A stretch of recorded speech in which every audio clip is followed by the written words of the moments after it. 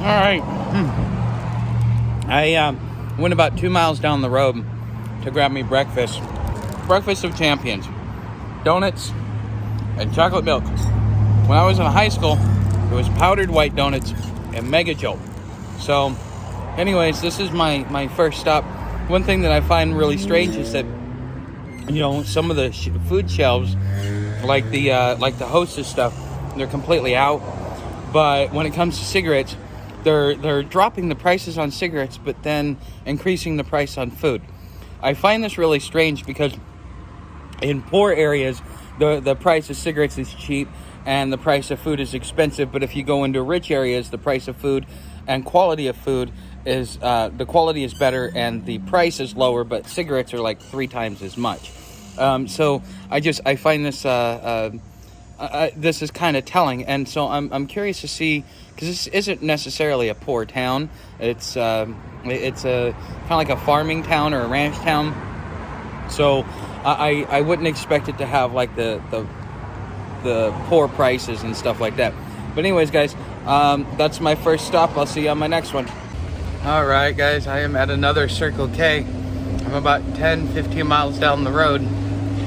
I am about almost halfway to Gainesville, and so I'm traveling on 20. There's really nothing to see. I decided not to take the trail because I just don't trust Google Maps anymore. So I mapped it out and found out that 20 takes me right into Gainesville. So that's what I'm doing. The weird thing is I got myself a Gatorade. Man, it gives you brain freeze, because it's so cold, but it feels so good. Man, this has been a heck of a ride. It's been mostly uphill for the first half of the trip, and partially decline the second half of the trip. And I've been booking, doing pretty good. I'm still doing about 11 miles an hour. I got about 7 miles to get into the center, into downtown Gainesville. I'm probably about 3 miles or 4 miles from the actual outskirts. Man, I'm actually looking forward to it, because when I stopped at the Circle K, I didn't grab myself something to eat because I thought that there would be something a little bit further down the road. I didn't check the map. So it looks like there's nothing until I get to Gainesville, which is about another 4 to 7 miles. So, man, this actually hasn't been a half bad trip though, except for my butt sore. All right, everybody, this is my conclusion. Okay, so this is kind of a little hairy for me. Definitely a pickle. So anyways, this is the Hobo Prepper, and I'm Friar Tuck.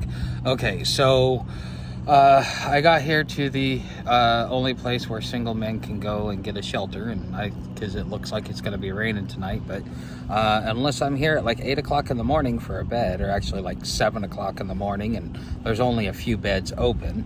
But anyways, if I'm here at 7 o'clock in the morning, then I can get a bed for that night. So tonight I'm going to be sleeping outside. I'm going to be sleeping in a bush. Luckily, the people here were nice enough to me to let me know where I can go and where I can go and be safe and not be bothered, because apparently there's a lot of open space in the forest to be able to go sleep, but there are a lot of people sleeping in the forest, and so I'm going to need to be really, really careful. So one of my friends, Dalta, actually reached out to me. I haven't seen him in a while. I did an interview with him on my previous channel, and one of the things that he suggested to me is that maybe I need to talk about the reality of bugging out, because when you see these preppers, they're talking about, oh yeah, you bug out, you get this bug out bag, you get this, you get that. It's not as clear cut and dry. It's more of a hypothesis, or in theory. It's like when you go to college, you get your theory, but then when you go out there in the workforce and you get out and you start doing the job that you went to school for, it's much different, and I think that bugging out is the same way, and it's not as easy, because here's the thing: it's finding a spot, avoiding the cops, avoiding law enforcement, avoiding predators, such as other homeless or other people that see what you have, and now they decide that they want it's theirs, and they will track you.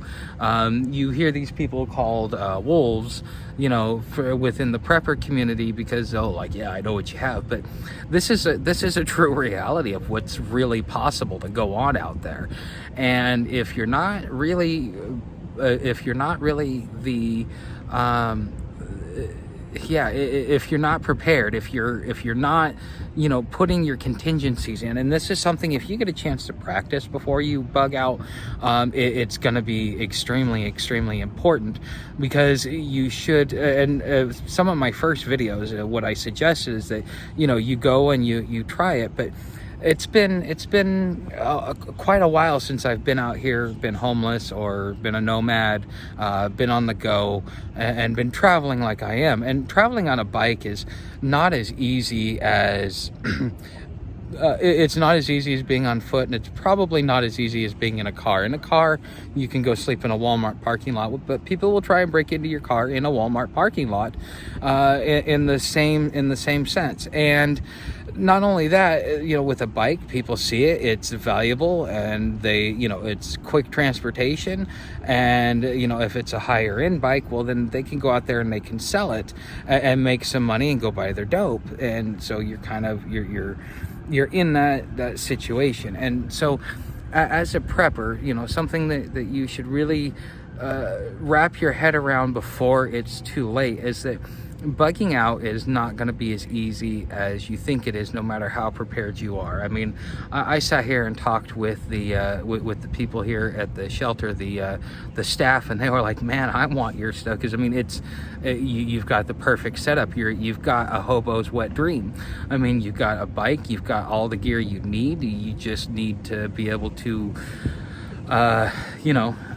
you just need to be able to go. And so when you're bugging out, you got to realize that even the other homeless people are going to see what you have, and what you have is their wet dream: a water filtration system, your own cooking stuff.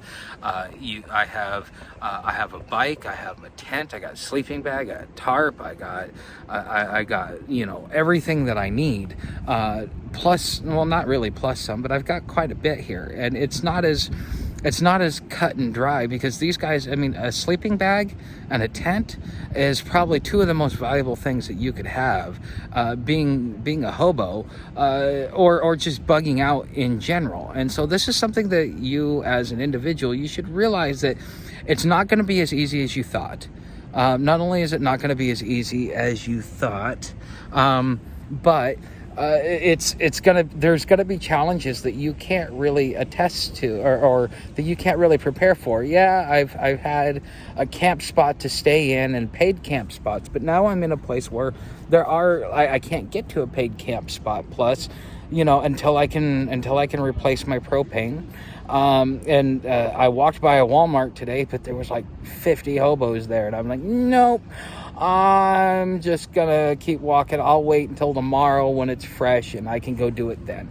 Now I do have a place to hang out if I just need to rest and get some R&R.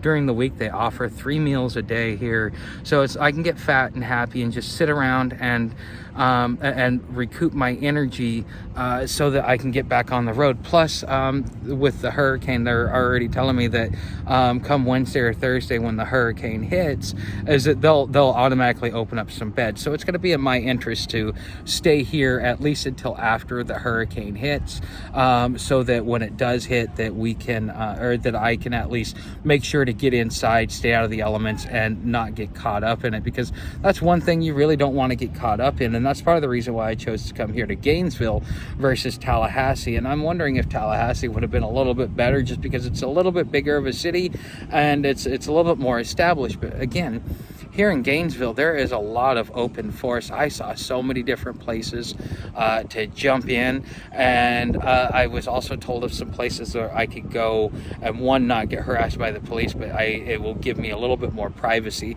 And you know, I will show that later tonight, and that'll be part of tomorrow's video, is what's going on there. But this is something I wanted to share with you guys, and to kind of